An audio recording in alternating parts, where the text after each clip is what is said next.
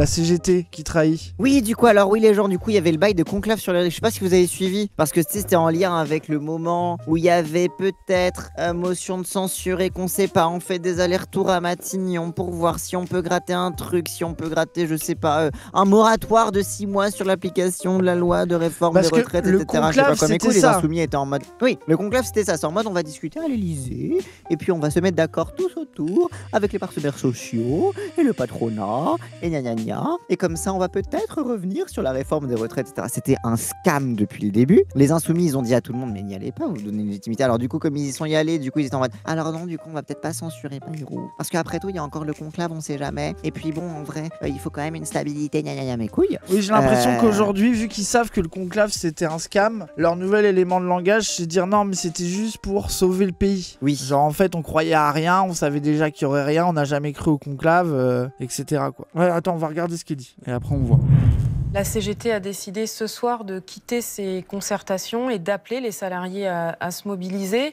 Le Premier ministre et le patronat ont malheureusement définitivement enterré ce conclave. Et c'est très grave parce que le Premier ministre s'était engagé à ce que ces discussions soient sans totem ni tabou. Et il nous a dit ce week-end qu'il y avait un tabou, les 62 ans. Or, les 62 ans, c'est la question centrale. En disant cela, non seulement le Premier ministre trahit sa parole, mais il trahit des millions de salariés qui se sont mobilisés pour l'abrogation de la réforme des retraites pendant 6 mois. Ce que je veux dire solennellement au Premier ministre ce soir, c'est que la question des retraites, ça peut pas être un petit sujet politicien parmi d'autres. C'est une question très concrète pour nous, pour nos vies. Cette réforme, elle s'applique seulement depuis 1 an et elle fait déjà des ravages pour des millions de salariés. La CGT a décidé ce soir de quitter Donc, tu vois, c'est vraiment l'élément de langage, c'est en mode non, mais ils nous avaient promis qu'on allait pouvoir parler de tout. Alors déjà, parler, c'est pas forcément décidé. C'est ça. Ce qui est fascinant, c'est que c'est tellement les moins chers de Bayrou qu'ils avaient négocié le droit de débattre de l'âge de départ avec le patronat dans la pièce, sans garantie, avec le patronat, mon cul, machin. Et là, ils se sont tellement fait scam qu'ils n'ont même pas le droit de débattre de l'âge de départ. Oui. C'est le niveau de moins cher, quoi. Genre, c'est vraiment genre... c'est de la folie. Hein. Et surtout, genre, ils nous font tous de... Oh, le Premier ministre nous a trahis. Mais t'attendais quoi d'autre de Bayrou? Tu croyais vraiment que le Premier ministre... Déjà, Bayrou, le Premier ministre de Macron, allait revenir sur sa réforme bébé, sa réforme chérie qu'il a tout fait pour faire passer? Mais vous foutez de la gueule non, de mais qui, peut-être en fait que... En fait, j'arrive pas à savoir en quoi ils ont cru. Moi, c'est ça que j'arrive pas à définir leur cynisme. Leur respectabilité. Comprends pas. En gros, ils sont en mode, on sait qu'il y aura rien. On y va pour se poser comme les gens qui essayent d'améliorer les choses et se placer en différenciation avec la fille qui sont que dans la conflictualité, tout en sachant qu'ils vont rien faire. Et au moment où Bayrou et le gouvernement Macron dira qu'il n'y a rien à faire, on fera un coup d'éclat de regarder, nous, on y est allé, on a tout essayé pour vous le peuple, et on constate qu'ils veulent pas, donc on se retire. Et du coup, j'imagine que le jeu de billard un peu en 3 bandes, c'est de dire on se différencie et de la fille qui veut rien essayer et qui nous fatigue à dire censure toutes les 2 secondes, et on se montre quand même comme une opposition parce que le moment où ça sera évident qu'ils se foutent de notre gueule, on sortira, quoi. Oui, sauf que jamais ils vont sortir. Hein. C'est leur rôle d'être à la table des négos, qu'ils y croient ou non. Mais après, moi, ma théorie du complot, c'est qu'ils se sont dit on va jouer la respectabilité en montrant qu'on joue le jeu avec le gouvernement. Comme ça, sur les autres luttes sociales qu'on mène, ils nous écouteront un peu plus. Sauf que, bah, non. Mais après, c'est compliqué aussi pour un syndicat comme la CGT de savoir quoi faire quand El Famoso dialogue social n'existe plus, tu vois. Mais est-ce que la CGT travaille avec le Parti Socialiste dans ces trucs-là? Est-ce que tu penses qu'il y a une alliance maudite de mise en minorité de la fille et de stratégie de négociation Parce que là, en fait, il y a quand même une accélération de la stratégie de la direction de la CGT qui se CFDTise de plus en plus, quoi. Mais moi, je me rappelle, ça avait déjà commencé à l'époque avec Martinez, tu sais, quand il y avait les attaques de la CGT, vous voulez bordéliser le pays, machin, etc. Et que l'élément langage préféré de Martinez, c'était de sortir qu'il signait plein d'accords. En mode, mais vous dites la CFDT, mais nous, on fait que signer. Hein. La vérité de notre action dans l'entreprise, c'est qu'on signe. Il faisait la course à l'échalote de moi, je signe plus d'accords que toi. Non, c'est moi qui signe plus d'accords que toi. Mais du coup, il y a quoi dans les accords que vous signez exactement? Mais parce que moi, je pense que la vision de la direction d'un syndicat, je pense, qui peut peut-être même se défendre, c'est de dire que le syndicalisme est en décrépitude, que les syndiqués ne font que baisser, qu'ils n'arrivent pas à mobiliser, et que leur seul moyen de continuer à pouvoir gratter des avantages aux salariés à la marge, c'est de se montrer respectable et du coup de Oui, c'est sortir du jeu du rapport de force dur et de rentrer dans une stratégie de respectabilité et d'être ce fameux les partenaires sociaux avec qui tu discutes et que en gros tu as un peu un accord non dit entre le patronat et les syndicats de dire de toute façon vous êtes impuissant, vous devenez minoritaire, si vous voulez qu'on vous continue à vous donner des miettes, n'y allez pas trop fort. Genre et qu'eux ils sont en mode là on n'a plus le choix en fait, on est trop faible et si on y va trop fort, ils vont juste tout refuser et on grattera plus rien et donc nous notre rôle face à l'histoire, c'est de continuer à essayer de gratter les petits accords. Le problème c'est comme dit Perrona Shiny, c'est pour ça que Martinez est tombé. Et Sophie Binet, rappelle, elle l'a remplacé uniquement parce qu'il n'y avait pas de consensus sur les 3 autres candidats et candidates qui se présentaient en face et du coup ça a été un petit peu la carte Joker sortie un peu à la fin du congrès en mode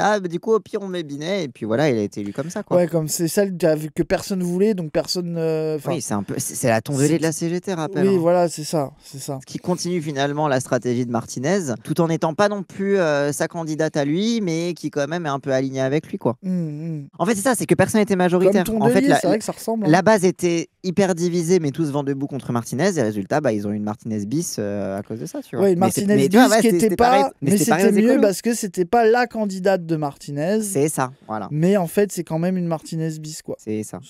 Ils étaient minoritaires, mais il y avait une grosse sympathie populaire depuis la réforme des retraites. Mais ça, moi, je pense qu'ils se sont fait gaslight et qu'ils se sont crus plus beaux qu'ils n'étaient. À mon avis, le moment de la réforme des retraites et les mobilisations massives, la CGT, ils ont eu l'impression que c'était leur retour en puissance et qu'ils se sont trompés, à mon avis. À mon avis, je pense qu'ils ont cru que ça y est, le moment où le mouvement social était hyper relié aux partis politiques, notamment la France Insoumise, que ça y est, ils avaient regagné le jeu et que comme les syndicats ont eu, c'est vrai, une grosse part de mobilisation, ils ont cru qu'ils avaient récupéré le bousin du mouvement social. Sauf que leur erreur, c'est que s'ils l'avaient gagné le mouvement social, je pense qu'il y aurait eu l'effet d'embarquement populaire.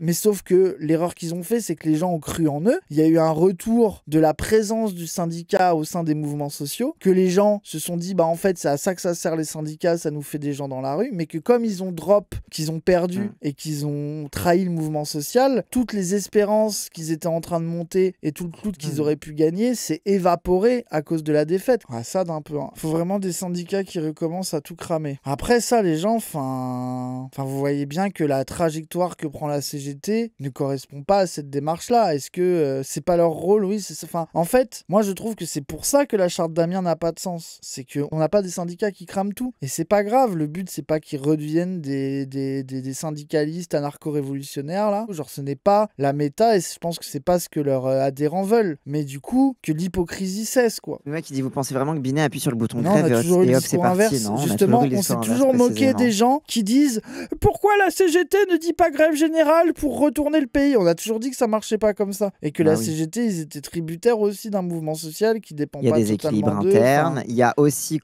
un mouvement social, ça se prépare sur le long terme. Il y a la question aussi de la coordination avec les différentes sections, la vivacité des différentes sections, après l'orientation, etc. Il y a une différence entre dire la CGT n'a pas le bouton grève générale sous le doigt, avec lequel je suis d'accord, et dire qu'ils n'ont aucune responsabilité dans les échecs des différents mouvements sociaux, notamment les retraites. En fait, tu peux penser, tu peux être nuancé. C'est pas parce qu'ils peuvent pas décréter que la grève générale qu'ils peuvent pas avoir une influence sur le mouvement social, quoi. Bah oui, c'est ça. Genre, ils se sont remis dans la sauce avec la CFDT déjà, alors qu'on était censé en être sorti. Après, pour moi, c'est aussi à cause de l'ambiance du pays et de la FI, parce que c'était l'ambiance NUPES, et du coup, l'ambiance NUPES donne, malgré ce que font croire les syndicats qui sont indépendants des partis, ils ont fait la NUPES des syndicats. Non mais surtout, ils ont voulu jouer des jeux partisans, et ils sont sortis de leur rôle aussi. C'est aussi qu'ils ont joué une game vis-à-vis de l'Union de la gauche, vis-à-vis des partis de gauche et de la NUPES, etc. Là, je parle du secrétariat général de la CGT, je parle de Binet, etc. Ils ont joué des games pour se rapprocher des écolos, du PS, etc.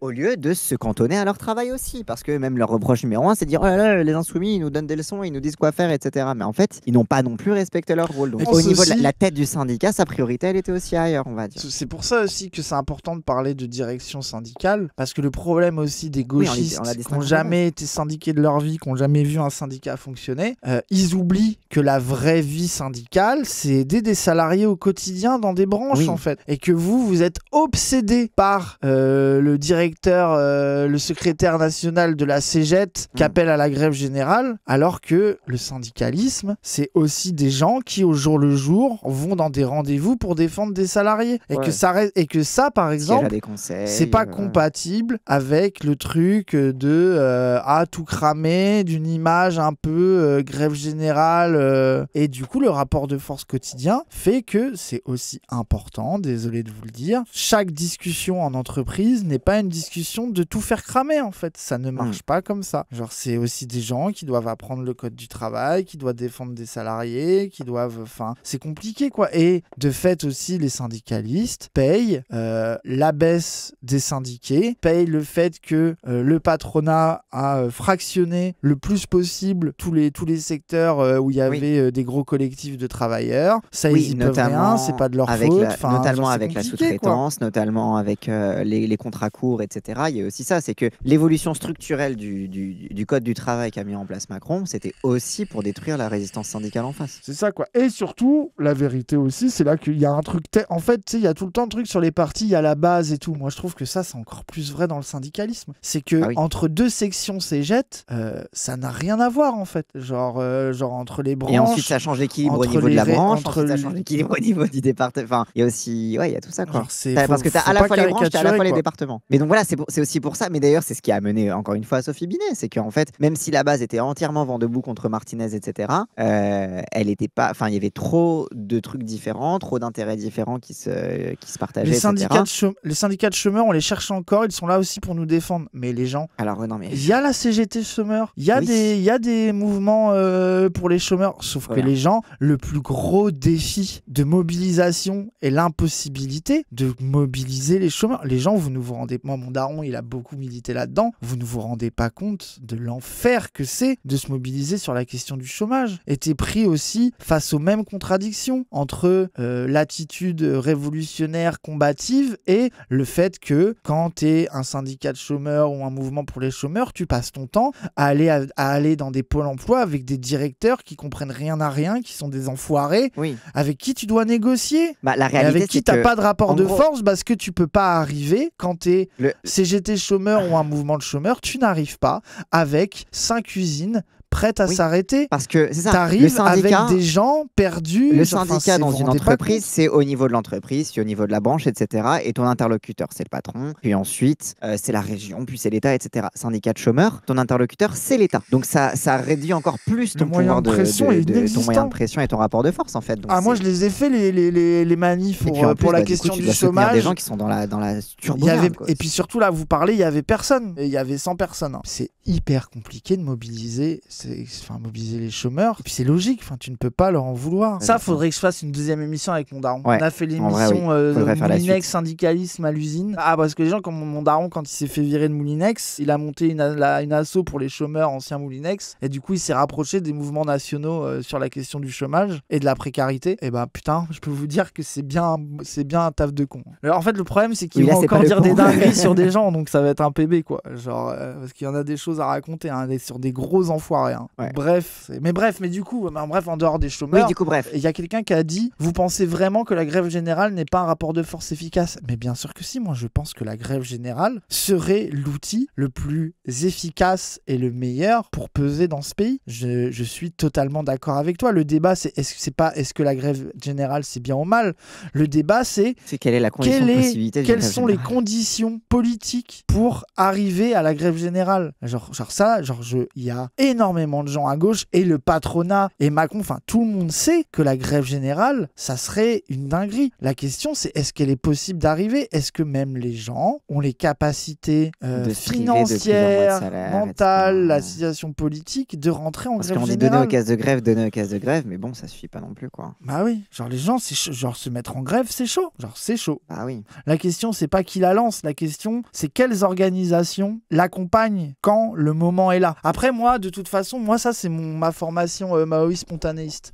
Ça veut dire que moi, mon avis, c'est que c'est pas des bureaucrates de partis enfermés qui déclenchent la révolution, c'est des organisations prêtes à mettre de l'essence sur la flamme qui est née sans eux. Mais voilà quoi. Non, mais après, genre, c'est ça le truc, c'est que le but, c'est d'avoir des organisations puissantes pour quand le contexte politique est là, être en capacité de l'accompagner, de le structurer ou au moins de le soutenir. Je trouve que la position, par exemple, de Révolution Permanente, leur manière d'attaquer la direction syndicale, je pense qu'elle est importante. Moi, je pense qu'ils ont, en vrai, sur ça, je pense qu'ils ont le bon angle. Parce que c'est pas un rejet du syndicalisme et surtout pas des syndiqués et des gens à la base, qui font des trucs et qui font ce qu'ils peuvent comme ils peuvent avec les gens autour d'eux. Et que le vrai problème, c'est des décisions politiques, médiatiques, des alliances, des renoncements, etc. Et même si des fois ils sont un peu tête dure, anti-cégette, anti-direction syndicale, moi je trouve que c'est le bon compromis quoi. Parce que j'aime pas la technique debout, le syndicat doit disparaître, me paraît être une idée de merde de toute façon. Oui, c'est illusoire.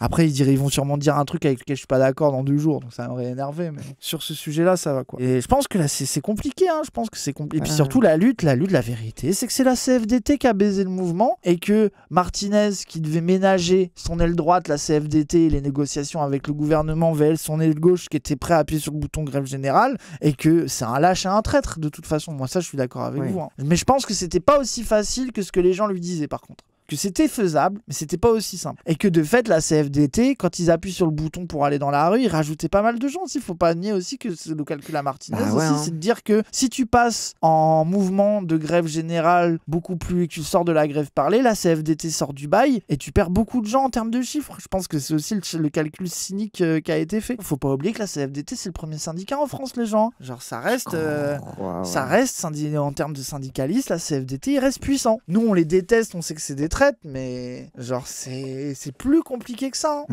C'est le PS des syndicats, c'est ça. Pourquoi la CGT fait pas la grève générale et on laisse la CFDT faire sa journée? Mais les gens, du coup, ce n'est plus une grève. Mais est-ce que vous comprenez le concept de grève générale ou pas? Là, vous êtes en train de dire, est-ce qu'on pourrait faire la grève générale, mais tout le monde ne fait pas la grève? Vous êtes complètement con. Après, il y aurait pu avoir, parce que surtout, tu aurais pu avoir une grève pas générale, mais vénère sur des secteurs stratégiques. C'est aussi ça la vérité de la grève générale, c'est que c'est une grève. C'est aussi la stratégie, sur des secteurs stratégiques puissants qui font vraiment mal et qui sont importants. Mais en tout cas, on nique la direction des syndicats. Continuez à vous syndiquer, surtout si vous êtes dans des collectifs où il y a pas mal de travailleurs. Allez filer des coups de main. Allez dans quel syndicat que vous voulez, on s'en branle, parce que la vérité, au sein de l'entreprise et au local, l'important c'est d'aider les gens et de les protéger. Quand le cadre, le RH ou le patron veut essayer de les baiser et de pas respecter leurs droits, voilà ce à quoi sert aussi le syndicat en priorité. Moi, je pense qu'on n'a pas espéré un changement. Parce que là, on a beaucoup parlé de la CGT, mais voilà. La question, c'était aussi beaucoup le PS, parce que, encore une fois, comme je vous disais dans le contexte, c'est aussi dans le contexte général de le PS aussi qui n'a pas voulu censurer Bayrou, qui fait un petit peu du chaud-froid à ce niveau-là. D'abord, non, mais on la vote pas parce que le RN allait la voter. Du coup, on vote pas parce que ça risque d'aboutir. Et ensuite, non, mais on vote pas parce que le RN va pas la voter. Du coup, on vote pas parce que ça sert à rien. Du coup, c'était un peu en mode bizarre, qu'est-ce que vous foutez de notre gueule? Et du coup, là, Olivier Faure qui dit, du coup, maintenant qu'on s'est retiré du conclave et qu'on a dit que ça servait à rien, qu'est-ce qu'on va faire? Bonne question. Voilà. Voyons voir ce qu'ils vont faire. François Bayrou qui ferme la porte aux 62 ans, est-ce que c'est un motif de censure pour vous? Oui. Et alors, qu'est-ce que vous allez faire? Est-ce que vous allez, par exemple, les Insoumis disent qu'ils pourraient déposer une motion de censure spontanée? Vous allez la voter? Mais j'en suis pas là, je pense simplement que...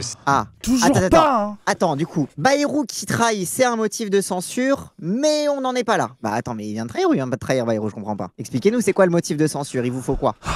Non, mais moi je pense que le PS, ils ont décidé collectivement d'une strate de on se différencie de la FI en étant le parti de la respectabilité dans l'opposition, mais pas dans le blocage. Donc, on n'utilisera pas la rhétorique de la censure. Et du coup, aujourd'hui, où tout devrait les mener, parce qu'ils ont fait cette menace de dire on censure pas du moment que ça part, machin, etc. Mais ils sont tellement enfermés dans cet élément de langage qu'à mon avis, ils ne peuvent plus en sortir médiatiquement. Ça veut dire que l'épisode de la dissolution et de la censure qui a été perdu par la France Insoumise, de fait. La France Insoumise, ils se sont enfermés dans cette stratégie de manière un peu ridicule et un peu on a fait inutile. le pari du verrou présidentiel. présidentielle tout en... Et vous avez échoué. Se mettant dans un truc, ouais, c'est ça, ouais. Vous avez échoué, de fait. ouais. Sauf que le réel, là où le réel vous donne en partie raison, c'est que vos analyses de dire mais ça donnera rien, ils s'en battent les couilles de vous, ils vous chient à la gueule. C'est ce qui arrive au Parti Socialiste aujourd'hui et même à la Cégette. Donc, le bon sens voudrait qu'ils reviennent sur ces trucs-là. Sauf que vu qu'ils vous ont baisé sur le moment politique de la dissolution et de la censure, ils peuvent pas revenir sur ça. Ça serait trop désavouer ce sur quoi ils ont gagné, quoi. Donc je pense qu'ils sont baisés, ils sont enfermés, quoi. C'est eux qui sont ridicules. Moi, je pense que la fille a perdu beaucoup de temps sur sa stratégie et que il se retrouve un peu dans la merde, là, la fille, à qu'est-ce qu'on fait, quoi. Genre, ce moment-là politique a pas réussi. On s'est aliéné tout le monde. Le PS a réussi. On a perdu 5 ans. Oui, moi, je suis d'accord. Moi, je pense que c'était une mauvaise strat. De toute façon, on l'a toujours dit. Et maintenant, je pense que la fille, là, ils sont dans un moment de qu'est-ce qu'on fait, du coup, là. Là, faut changer de strat. On a perdu cet épisode-là. C'est plus ce qui est pertinent, c'est plus ce vers quoi on va, où on va, quoi. Et du coup, le PS, eux, leur but, c'est de ne surtout pas redonner la balle à la fille et de réussir à damage control, ce qui, je pense, est largement faisable. Comme dirait Ducamp, vous êtes au centre du jeu. Comme dirait Ruffin, pardon, vous êtes au centre du jeu. C'est ça. On aurait pu faire quoi d'autre? Je pense plein de trucs, mais pas ça. Mais après, je suis pas responsable politique et stratégique de la France Insoumise, je dis juste mon avis. Si je savais quoi faire, je serais président du parti de la fille. J'aurais un parti et je serais candidat si j'avais la solution. Arrêtez de me casser les couilles, moi. Si effectivement la négociation devait s'interrompre, si le Premier ministre ne devait pas redonner la main au Parlement, et je ne suis pas dupe, je vois bien qu'il n'en a aucune envie, alors effectivement se justifierait une motion de censure qui permettrait de dire l'engagement qui a été pris devant les Français, pas seulement devant nous, devant les Français, dans l'hémicycle, qui a été pris par écrit, eh bien cet engagement n'a pas été tenu. Et donc il y a une logique à ce que le Premier ministre parte, parce que quand on ne respecte pas ses engagements... Mais du coup... ok, d'accord. Mais du coup, tu vas faire quoi? Parce que là, il dit, si le Premier ministre, il y aurait motif légitime, mais du coup, qu'est-ce qu'on va faire? On sait pas trop, puisque si jamais il devrait revenir, mais il doit partir. Mais si il fait en mode, mais c'est t'en mets encore combien des si là? Moi, je pense que son sous-entendu un peu con, c'est on veut pas censurer, on veut pas retourner dans des élections, j'en sais rien, enfin toutes les timelines possibles. Et du coup, ils se disent, ça serait à l'honneur et l'éthique du Premier ministre de partir de lui-même face à la trahison de ses engagements, tout en sachant qu'il le fera jamais. Mais c'est cet appel un peu moral, sans rapport de force pour pouvoir se présenter comme quand même dans l'opposition tout en faisant toujours rien, parce que la vérité c'est que le PS, son intérêt c'est un statu quo avec la fille minorisée par toutes les autres institutions de gauche pour que le PS ait un boulevard pour sa candidature en 2027. C'est ça, c'est récupérer le centre du jeu à bas prix en perdant le moins de plumes possible et en se débarrassant des gêneurs insoumis, quoi. C'est ça. Après c'est la strate du reste de la gauche, pour rien que Roussel il s'est démerdé pour se victimiser sur la fiche Hanouna alors qu'il était même pas concerné de base, quoi. Oui, de fou. Donc eux, c'est ça leur intérêt. Tous les moves, c'est ça, c'est faut qu'on soit l'opposition, mais faut pas qu'on le soit à la fille. Ça veut dire qu'on est dans cet entre-deux ingrat qui veut rien dire, à rien céder tout en cédant tout. Et ce qui est une position intenable à mon avis, mais ma question, c'est est-ce que les gens sont capables de voir que c'est une position intenable et qui ne veut rien dire politiquement? Vous pensez qu'ils ont une chance? Non, moi je pense pas, mais après, ça reste le PS, ça reste les moins mauvais, quoi. Ils sont toujours meilleurs que LV, les gens. Genre, ça reste les adversaires à gauche les plus dangereux. Genre, ils savent faire des coups politiques et être des enfoirés, vous inquiétez pas s'ils ils sont formés à ça. Leur image a pris cher récemment. Ouais, l'image de la fille aussi a pris cher. Donc, c'est toute la gauche qui se tire des balles dans le pied, ça, je suis d'accord avec vous. Genre, le PS est dans sa meilleure vie. Beyrouth, je pense que t'as écrit Beyrouth. Beyrouth fait ce dont il rêve sans avoir à assumer. Ouais, je suis d'accord. Ouais, en fait, le truc, ce qui est bien pour eux, là où je suis d'accord avec toi, c'est que Bayrou leur cède rien. Donc, on peut pas dire qu'ils sont potes avec lui. Mais en même temps, il reste en place et il y a le statu quo qui fait que ça reste l'opposition et le combat contre la fille continue. Donc moi je pense qu'en vrai ils sont pas si mal que ça. Cet engagement n'a pas été tenu et donc il y a une logique à ce que le Premier ministre parte, parce que quand on ne respecte pas ses engagements, qui sont pas si vieux, ils ont quelques semaines, eh bien effectivement on ne mérite pas de rester Premier ministre. Et vous vous sentirez prêt à retourner aux urnes, par exemple, s'il y avait une censure, qu'il tombait, s'il y avait une nouvelle dissolution, le Parti Socialiste? Bien sûr, moi je n'ai absolument pas peur des électrices et des électeurs. C'est eux qui nous donnent notre légitimité. Et si un jour, ils considèrent que nous ne sommes pas les mieux placés, ils nous remplacent. Et s'ils considèrent que les combats que nous portons sont les leurs, ils nous maintiennent. C'est ça la règle démocratique. Et personne dans la vie politique ne devrait avoir peur des électrices et des électeurs. Ouais, t'as pas peur, mais en même temps... t'as pas peur, mais quand même, t'as pas trop envie de t'en mêler. T'as mis quand même beaucoup de si pour dire, oh, on sait pas trop, et en fait, on c'est verra, ça. Quoi. C'est qu'ils font tout pour empêcher la condition d'un retour aux urnes, tout en disant que bien sûr, parce qu'il faut sucer les électeurs, quoi. Genre, je leur fais confiance. Ils sauront prendre leurs responsabilités et mettre en tête le Parti Socialiste, le vrai parti de gouvernement raisonnable. Il a dit, je tiens pas le parti, la seule voie, c'est de niquer Mélenchon. Bah en fait, c'est ça. C'est que moi, ça se voit que fort. Le contrat politique au sein du PS, c'est personne t'aime, t'es sur la sellette, t'as fait le gauchiste, on t'en veut. T'es une sale merde. Détruis Mélenchon et peut-être qu'on sera gentil. Genre j'ai l'impression que c'est ça, ce qui lui est proposé, quoi. Et donc lui il est dans ce truc de faut que j'arrive à capitaliser sur le NFP et la NUPES là, et que je baise Mélenchon parce que c'est ce que les éléphants et même les militants qui restent là-bas attendent de moi, et que derrière peut-être que ça sera moi le candidat. Mais moi en plus, moi j'ai l'impression que il va être le dindon de la farce. Je pense que jamais le PS il va se faire baiser au congrès, mais jamais il préparer fort y aller. Lui. Glucksmann, il préparait le truc contre lui. Bon, Ruffin, il a l'air d'être un peu de son côté, mais on sait pas trop parce qu'il parle quand même d'une troisième voie entre Faure et Glucksmann, etc. Donc c'est tout le monde à les couteaux tirés, mais il va se faire bouffer, Faure, c'est tout, c'est fini. Mais là, Faure, c'est le fusible du NFP. Ça sera le visage du NFP. Il est utile pour taper sur Mélenchon au sein du NFP, et il va sauter avec le NFP au moment des présidentielles. Ça va être l'éclatement du NFP et donc la mise au placard de son artisan. Et là, on va revenir sur le truc de c'est à cause de Faure qu'on a eu Mélenchon dans les pattes, quoi. Quand bien même ça fait je sais pas combien de temps qu'il passe son temps à défoncer la France Insoumise, ça redeviendra de sa faute au moment où il faudra que ça soit de sa faute et qu'ils veulent envoyer les encore plus libéraux que lui au truc, quoi. Mais après, moi je pense que moi si j'étais au PS, je te jure que je ferais ça. Je leur dirais de faire ça. Ah oui, c'est l'évidence même. Genre si j'étais au PS, pour moi c'est la bonne strat en fait. Je pense qu'ils font les bons choix. Est-ce que ces bons choix suffiront à être majoritaires et tout ça? J'en suis pas sûr, hein. Je dis pas que de fait ils ont l'espace politique pour redevenir majoritaire à gauche, etc. Ça me paraît compliqué et j'y crois pas trop. Mais dans toutes leurs options, je pense qu'ils sont un peu malins, quoi. Ouais. Genre on est dans le jeu de dupes permanent, quoi. Ouais. Bon bah écoutez, la suite au prochain épisode, la CGT et le PS se sont fait baiser par Bayrou, mais ils essayent de faire croire qu'ils sont solides dans l'opposition. Qu'est-ce que va en penser le peuple? À voir. Est-ce que les gens vont voir l'arnaque ou pas? Vraiment ce tweet. Si la négociation devait s'interrompre, si le Premier ministre ne devait ne pas redonner la main au Parlement, alors une motion de censure se justifierait. Si l'engagement pris il devra partir. Alors c'est vraiment. Enfin, en fait, c'est ça qui est déprimant, c'est qu'en vrai de vrai, on parlait du fait que la fille s'est un peu fourvoyée dans le fait de vouloir provoquer l'élection, le côté verrou présidentiel, même si l'analyse est bonne, t'avais un peu un truc on était un peu coincé quand même quoi qu'il arrive et c'était pas nous qui décidions. Bah on revient un petit peu à ça finalement parce que le PS aussi ils sont dans cette sauce, ils sont en mode on agite un petit peu les bras, mais on sait très bien qu'il va rien se passer parce que y a mais pas. Mais surtout sa phrase de il devra partir. Ils disent il dit pas nous devrons censurer. C'est ça, oui. Moi, là où je trouve l'élément de langage est précis, c'est qu'il devra partir, c'est qu'en réalité, il n'y aura pas de motion de censure. Il y aura un appel, un sursaut démocratique, et qu'il devrait partir de lui-même. Ce qu'il fera pas, donc ça les arrange, tu vois. Moi, je pense que c'est ça leur stratégie. Et les gens qui disent se faire avoir par Bayrou, ce débile ou ce Google ou je sais pas quoi, les gens, arrêtez.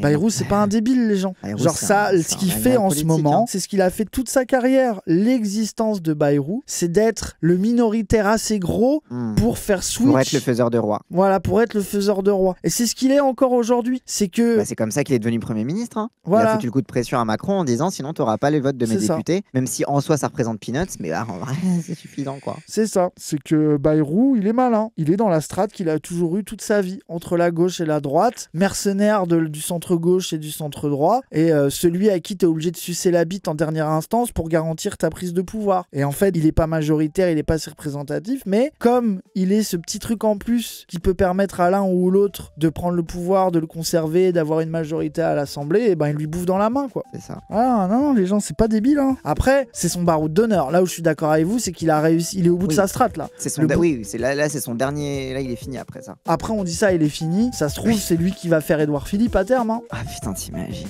Bah oui, hein. Tu vois, Édouard Philippe élu président, je sais pas à quoi ressemblerait l'Assemblée derrière, et Bayrou qui switch le truc aussi, hein. Genre, tu vois, on n'est pas à l'abri que la strate continue, hein.